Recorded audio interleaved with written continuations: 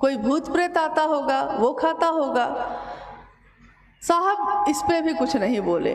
फिर थोड़ी देर बाद दूसरे पदाधिकारी ने कहा कि अगर ये बात सत्य है कि महादेव आपके यहाँ प्रसाद ग्रहण करते हैं, तो हम लोग ये कहते हैं आपको कि यहाँ सिंहेश्वर मंदिर है, शिव का मंदिर मधेपुरा में, तो उस मंदिर में अगर आप प्रसाद खिला देंगे तो हम समझेंगे कि हाँ महादेव प्रसाद खाते हैं। साहब ने कहा कि क्या पता वहाँ भी भूत प्रेत खाएंगे। तब लोगों ने कहा कि नहीं नहीं, वहाँ कैसे खाएंगे, वो मंदिर तो श्रृंगी ऋषि के द्वारा स्थापित है, तो जो इतने बड़े ऋषि के द्वारा स्थापित मंदिर है उसमें तो प्रेत नहीं जाएंगे। कानों कान लोगों तक ये बात फैल गई और काफ़ी भीड़ वहाँ इकट्ठी हो गई। जब भीड़ वहाँ बहुत ज़्यादा बढ़ गई और पुजारी पुरोहित सब कोई जमा हो गए, प्रसाद की थाली जब वहाँ चढ़ाई गई और बाद में दरवाजे को बंद किया गया और फिर खोला गया, तो उसमें से काफ़ी मिठाइयाँ, लगभग 15 रसगुल्ले नहीं थे, बाकी जो बचे थे वो लगता था कि 2 भाग में उसको काट दिया गया है, एकदम बराबर बराबर बटे हुए। पूरा मंदिर का परिसर लोगों से भरा हुआ था। और ये प्रसाद चढ़ाते समय साहब कहते हैं कि जब मैंने वो प्रसाद चढ़ाया था, मैं कुछ भी नहीं जानता था, मैं कोई कर्मकांड नहीं जानता था, मैंने किसी मंत्र का जप नहीं किया, मुझको आता ही नहीं था। मुझको आता क्या था, कुछ भी नहीं। साधना उपासना करके तो थका हुआ मन था मेरा, तो मैं और क्या करता। लेकिन उन्होंने कहा कि जब मैं चारों तरफ लोगों से घिरा हुआ था और सारे लोग मेरी तरफ देख रहे थे कि आज देखते हैं कि प्रसाद चढ़ता है कि नहीं, मेरा मन हताश होकर कातर भाव से उस शिव को कह बैठा कि बुढ़ऊ इज्जत रखिया। उन्होंने कहा कि मैंने प्रसाद का पात्र, प्रसाद की थाली महादेव के शिवलिंग के पास रखकर बस इतनी ही याचना की, दया मांगी अपने गुरु से कि महादेव इज्जत रख लीजिएगा। उन्होंने कहा कि मैंने अपने कातर मन से ये प्रार्थना की और मैं बाहर निकल के चुपचाप खड़ा हो गया। थोड़ी देर बाद, 2 ही मिनट बाद जब दरवाजे को खोला गया तो प्रसाद ग्रहण हो चुका था। पूरा परिसर हर हर महादेव के नारे से गूंज गया और लोगों ने देखा कि ये कौन है जो देखने में तो सामान्य लग रहा है, एकदम सामान्य वेशभूषा थी, पैंट शर्ट पहने हुए थे, वो मजिस्ट्रेट थे उस जिले के। और इस घटना का ये असर हुआ कि लोगों के मन में ये प्रभाव डाल गया कि शिव से सिर्फ हम पूजा ही नहीं करते हैं, कामनाओं की पूर्ति भी हमारी होती है। लेकिन साहब हरिंदरानंद जी के मन में ये बात नहीं थी कि मेरे जीवन में जो चमत्कार घटे हैं मैं उनको लोगों को दिखाऊं। उनके मन ने ये समझा कि आज पूरी दुनिया के लोग, जिसमें सामान्य से अति सामान्य लोग रहते हैं, गरीब से गरीब लोग रहते हैं, उनका कौन है, कोई नहीं। उनका गुरु कौन होगा, अमीर का भी हो, गरीब का भी हो, हर जाति का हो, हर धर्म का हो, ऐसा गुरु कौन है जो सबका हो सकता है। तो जब भी हम अपने इतिहास पर नज़र डालते हैं तो किताबें कहती हैं, ऋषियों ने कहा है कि संभवे गुरुवे नमः, यानी गुरु हैं वो। तुम त्रिभुवन गुरु वेद बखाना, तुम त्रिभुवन के गुरु हो, तीनों लोकों के गुरु हो, ये मैं नहीं कहता, ये वेदों ने बखान किया है। तुम विद्या के तीर्थ हो, मतलब जितनी भी तरह की विद्याएं हैं, जितने भी तरह के ज्ञान हैं धरती पे, उन सब के तुम क्या हो, तो तीर्थ हो। तो उनके मन ने ये सोचा कि जब इतना सुंदर गुरु उपलब्ध है, इतना बड़ा गुरु उपलब्ध है और हर व्यक्ति, सामान्य से सामान्य व्यक्ति उस शिव को अपना बना सकता है, तो क्यों नहीं हम लोग इस बात को दूसरों को कहें। शुरू में उनको काफ़ी कठिनाई हुई, क्योंकि सबने यही कहा कि हम महादेव की पूजा तो करते ही हैं, तो जब महादेव की पूजा हम करते हैं तो हम गुरु क्यों माने। सामान्यतः आप भी किसी को कहते होंगे तो वो हो सकता है यही कहते होंगे कि जब शिव भगवान के रूप में सब कुछ दे सकते हैं तो गुरु क्यों माने। साहब हरिंदरानंद जी ने उन लोगों को समझाया कि ईश्वर के रूप में वो सब कुछ दे सकते हैं, लेकिन सब कुछ प्राप्त कर लिया है और उसको संचालित करने का ज्ञान नहीं है तो क्या होगा। जीवन है, जीवन को चलाने का ज्ञान नहीं है। हमारे पुराणों में या हमारे बुजुर्ग कहते हैं कि पूत कपूत हो तो क्या धन संचय, पूत सपूत हो तो क्या धन संचय। सुना है आपने कभी? पूत कपूत हो तब भी धन संचय करने की ज़रूरत नहीं है और पूत सपूत हो तब भी ज़रूरत नहीं है। कारण क्योंकि बहुत सारी संपत्ति आप अपने बेटे को दे सकते हैं, लेकिन अगर उस पुत्र को उस संपत्ति को संभालने का ज्ञान नहीं होगा तो क्या होगा। सारी संपत्ति वो बेच के घूम घाम के ख़त्म कर देता है, क्योंकि उसको पता ही नहीं है कैसे चलाए। एक छोटा सा परिवार भी आप चलाते हैं तो उस परिवार को चलाने का ज्ञान भी अगर नहीं हो हम लोग के पास तो हम उस परिवार को भी नहीं चला सकते हैं। तो उन्होंने कहा कि ज्ञान की ज़रूरत बहुत ज़्यादा है। न जाने क्यों महादेव के विभिन्न स्वरूपों की पूजा हुई है। किसी ने महाकाल के रूप में पुकारा उनको, किसी ने महायोगेश्वर के रूप में पुकारा है, किसी ने महासोमेश्वर के रूप में पुकारा, किसी ने महाओढ़रेश्वर के रूप में पुकारा, किसी ने कहा कि महामृत्युंजय हैं वो, किसी ने कहा कि वैद्यनाथ हैं वो, किसी ने कहा कि उमा के पति हैं वो, किसी ने कहा कि शमशानी और निहंगी हैं वो, किसी ने कहा तीनों लोकों का पति है वो, सब कुछ त्याग के बैठा है वो। आजकल एक गीत बज रहा है, बड़ा अच्छा है, क्या वो करेगा लेकर चढ़ावा, सब कुछ त्याग के बैठा है वो। क्या करेगा वो चढ़ावा लेकर, क्योंकि जो भी हम देंगे ये तो उसी ने हमको आपको दिया है, तो हम उसको देंगे क्या। लेकिन एक ऐसी चीज़ है जो हम दे सकते हैं उस महादेव को। ये बात उन्होंने समझाई कि आप चढ़ावा देकर, रुपए पैसे देकर, मिठाइयाँ और फल और जल और दूध चढ़ाकर उस महादेव को प्रसन्न कर लेते हैं, सही बात है। लेकिन ज्ञान प्राप्ति के लिए उस महादेव के सामने प्रेम और समर्पण की विधा अपनानी होगी, एक निष्ठ होना होगा। गुरु के प्रति अगर शिष्य अनुशासित नहीं हो, एक निष्ठ नहीं हो, तो फिर गुरु भी उस शिष्य के मन में कुछ नहीं उतार सकते। बहुत जगह ऐसा देखा गया कि किसी के पिता हैं और वो गुरु भी हैं, शिक्षक भी हैं, लेकिन बच्चा पढ़ना नहीं चाहा।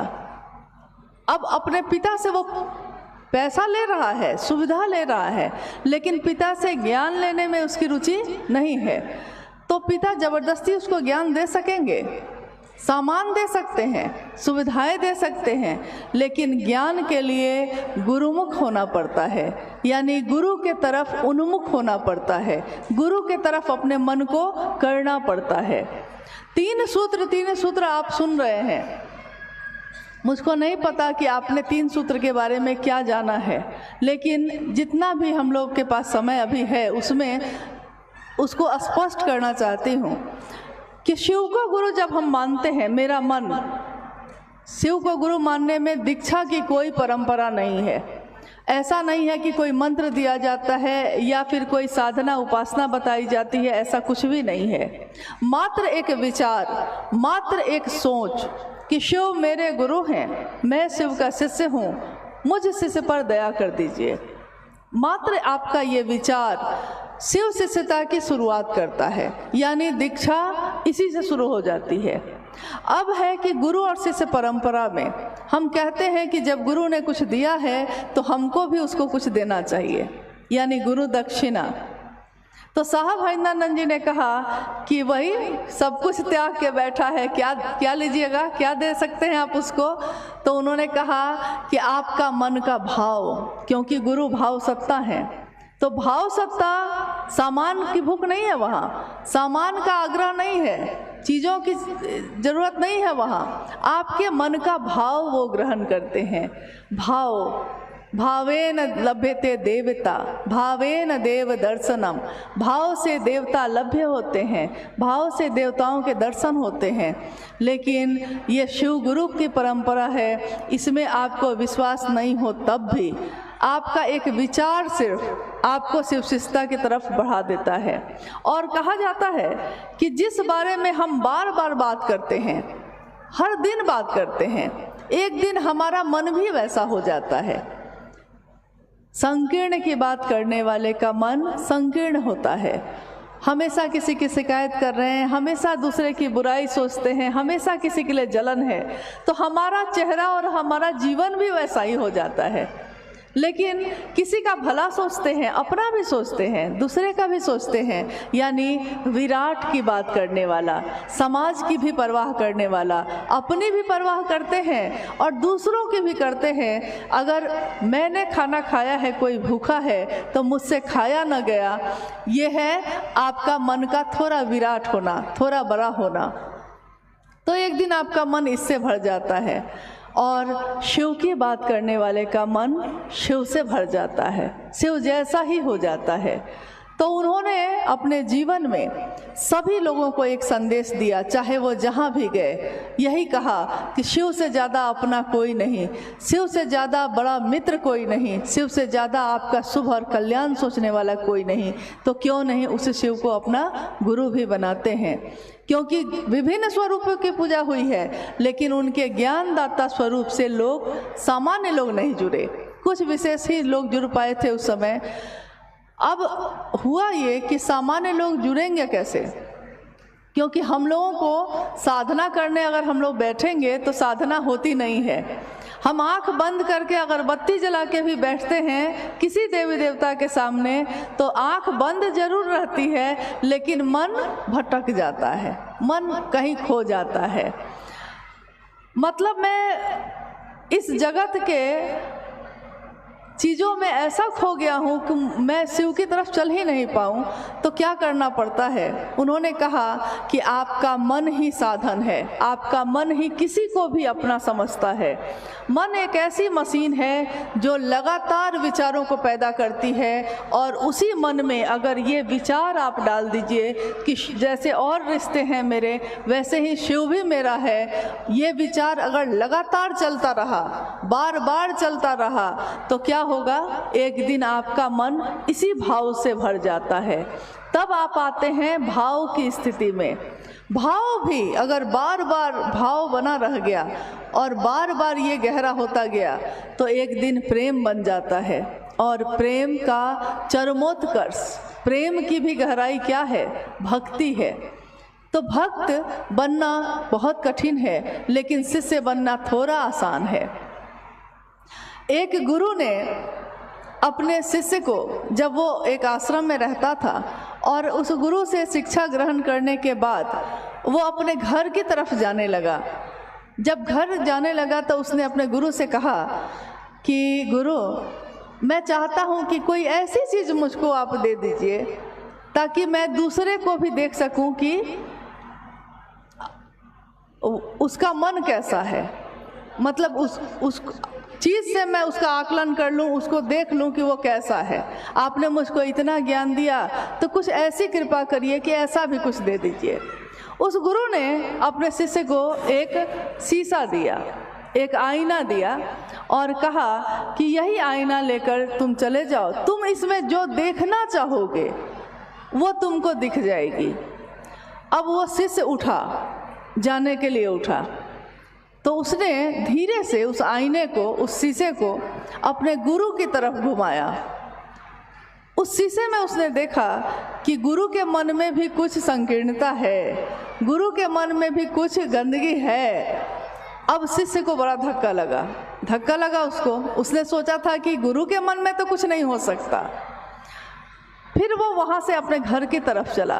रास्ते में जितने लोग मिलते थे सबकी तरफ उस आईने को घुमाता था और देखता था कि सबके मन में ईर्ष्या है, जलन है, क्रोध है, पाप ही पाप है। फिर वो घर चला गया। कुछ दिन रहकर वो फिर वापस लौटा। जब वो वापस लौटा तो गुरु ने कहा कि कैसा रहा, घर की यात्रा कैसी रही? उसने कहा कि यात्रा तो अच्छी रही, परिवार में भी सब कोई ठीक है गुरुजी, लेकिन मैं एक बात पूछना चाहता हूँ आपसे। गुरु ने कहा कि पूछो। शिष्य ने कहा कि आपने जो शीशा दिया था मुझको, मैंने पहले आपकी तरफ घुमाया, फिर मैंने रास्ते में सबकी तरफ घुमाया। हर आदमी के मन में पाप ही पाप है, ईर्ष्या ही ईर्ष्या है। तो मुझको बड़ा आश्चर्य हुआ कि मैंने तो बहुत अच्छी चीज़ आपसे मांगी थी, आपने मुझको क्या दे दिया। गुरु ने कहा कि मैंने ये दिया तुमको ज़रूर था, लेकिन तुम एक भूल कर गए। तुमको ये आईना सबसे पहले कहाँ घुमाना था, किसके तरफ? सबसे पहले अपनी तरफ घुमाना था कि मेरे मन में क्या है उसको तो पहले दूर कर लें। तुम दुनिया को तो देखते रहे, लेकिन तुमने अपनी तरफ तो देखा ही नहीं। तो हुआ ये, किसी से ने समझ लिया कि मेरा मन ही मेरा दर्पण है, और यही हमको समझा देता है, दिखा देता है क्या अच्छा है क्या बुरा है, क्या पाप है क्या पुण्य है। और इस तरह हम आते हैं अब शिव की शिष्यता पे। तीनों सूत्र, पहले सूत्र में मन ही मन कहना है, दूसरे सूत्र में मन अगर महादेव की परिधि में नहीं होगा, मन अगर महादेव के घेरे में नहीं होगा, तो कितनी भी अच्छी बात कही जाए आपके मन में ये प्रवेश नहीं करेगा, मेरे मन में भी नहीं होगा, हम बोल भी नहीं पाएंगे, आप सुन भी नहीं पाएंगे। यानी मन उस जगह पे रहेगा तब ना। कितनी बार हुआ होगा कि आप किसी से बात कर रहे हैं और वो व्यक्ति भी दिखने में लग रहा है कि वो ध्यान से आपकी बात सुन रहा है। थोड़ी देर बाद आप कहते हैं कि अभी जो मैंने आपसे कहा आपने सुना ना, तो वो सामने वाला व्यक्ति कहता है कि अरे मैंने ध्यान नहीं दिया। आप कहते हैं कि अरे आप सुन तो रहे थे सामने बैठ के। उसने कहा कि मेरा मन कहीं और चला गया था, मेरा मन कहीं और चला गया था। यानी कि शरीर में रहते हुए भी मन अगर वहाँ से हट गया तो कोई लाभ नहीं है। ये मन कैसे टिका रहे, ये मन टिकेगा कैसे महादेव पे, क्योंकि इसको अभ्यास नहीं है, इसको अभ्यास है दुनिया में रहने का, महादेव के तरफ टिकने का अभ्यास नहीं है। कैसे टिकेगा? तो हम बात करते हैं अपने लिए भी, क्योंकि खुद भी शिव का शिष्य बनिए और दूसरे को भी प्रेरित करिए, दोनों तरफ शिव भाव भर जाए ऐसी बात करिए। तो दूसरा सूत्र कहता है कि शिव की चर्चा दूसरों से करिए ताकि खुद भी शिव शिष्य बनिए और दूसरे भी बन सके। तीसरा सूत्र कहता है कि मन ही मन अपने गुरु शिव को प्रणाम करिए। इसके उदाहरण में जिस दिन साहब ने ये बात समझाई थी, उन्होंने उदाहरण दिया था कि मन ही आपका प्रणाम करता है किसी को। उन्होंने कहा कि एक गांव में एक व्यक्ति गया, उसने देखा कि एक सास और बहू दोनों बैठी हुई है। बहू अंदर से आती है, घर में निकलती है, सास बाहर बैठी है। तो वो बहू अपने सिर पे आंचल लेकर अपनी सास के पैर को बार बार छू के प्रणाम कर रही है। उस व्यक्ति को बड़ा अच्छा लगा। जब सास चली गई उसकी, तो उसने कहा कि आप लगता है अपनी सासू माँ को बहुत मानती हैं, क्योंकि कितने अच्छे मन से आपने अभी प्रणाम किया। तो उस बहू ने कहा कि अरे बहुत तंग है हम भाई, बहुत तंग है इनसे, बड़ा परेशान करती हैं, बड़ा दुख देती हैं। मैं सोचती हूँ हमेशा कि ये कब जाएंगी दुनिया से, लेकिन क्योंकि लौकिकता में सास है मेरी, माँ के बराबर हैं, तो प्रणाम तो करना पड़ता है ना। तो साहब ने कहा कि ऐसा ही प्रणाम उस महादेव को मत कर लीजिएगा, क्योंकि देखने में लगता है कि अगरबत्ती जला के बैठे हैं, फूल चढ़ा रहे हैं, जल चढ़ा रहे हैं, टीका लगाए हुए हैं, गेरुआ वस्त्र पहने हैं, लेकिन मन ही अगर शिव में नहीं है, मन ही नहीं टिका, तो क्या फ़ायदा है। और अगर मन आपका रोशनी से भर जाए तो क्या होता है? मन उजियारा जब जब फैला, जग उजियारा होए। इस उजले दर्पण पे प्राणी देखो धूल न जमने पाए, कहीं धूल न जम जाए दुनिया की। इस आईने को भी पोंछने की ज़रूरत पड़ती है हमेशा, तो महादेव की छवि उसमें दिख सके, महादेव मेरे हैं ये मेरा मन समझ सके। इसके लिए हम तीनों सूत्र करते हैं ज़रूर, लेकिन इन तीनों सूत्रों को करने के पीछे हमारी मनसा मात्र रहती है कि हम शिव की तरफ चल सकें, मेरा मन शिव पे टिक सके। आपके इस जगह पे मुझे लगता है कि ये पहली बार इस तरह का कार्यक्रम आयोजित हुआ है और अभी दिखने में आ रहा है कि बाहर मौसम काफ़ी ख़राब है। मतलब किसी के लिए अच्छा है, किसी के लिए ख़राब है। देखिए, हर चीज़ किसी के लिए अच्छी होती है, किसी के लिए ख़राब। जिसके पास अच्छा घर है, सुरक्षित है, उसके लिए तो बढ़िया मौसम है, बारिश देखने में अच्छा लगता है। लेकिन जिसकी टूटी फूटी झोपड़ी है, छोटा सा घर है, पानी भर जाता है, उसके लिए यही बारिश दुखदाई भी है। तो किसी के लिए जो अच्छा होता है, किसी के लिए बुरा होता है, किसी के लिए जो बुरा होता है, किसी के लिए अच्छा होता है। लेकिन शिव की शिष्यता सबको समान रूप से आवेशित करती है।